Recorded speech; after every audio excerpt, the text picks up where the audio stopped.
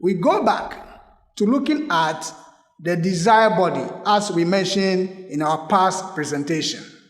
And we remind ourselves of the two lower and higher aspects of the desire world and the desire body. The lower desires and the higher desires. They are very important. Look at the lower desires. Materiality. Or you spend all your time, all your energy concentrating on only the material things of this world without thinking about spiritual things. Greediness, selfishness, hatred, jealousy, deception, pride, forgery.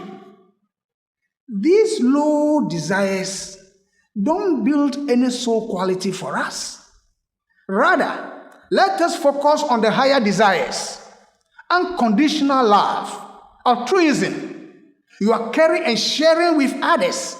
You are there to support people every time. You have compassion and you are truthful. You offer selfless service. You are a peacemaker. You have self-control. You are humble. You have sympathy and empathy for people. Holiness and spirituality, these are the higher things that we must pursue in order to develop our emotional soul. So, overall, the emotional soul, it adds to the efficiency of the human spirit. The intellectual soul gives added power to the life spirit. And the conscious soul increases the consciousness of the divine spirit. The divine spirit is the highest.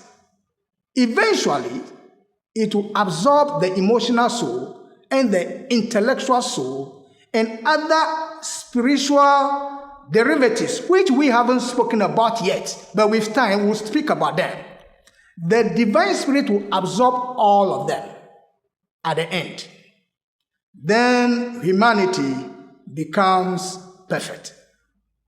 We will then have the creative fiat and power to create new things.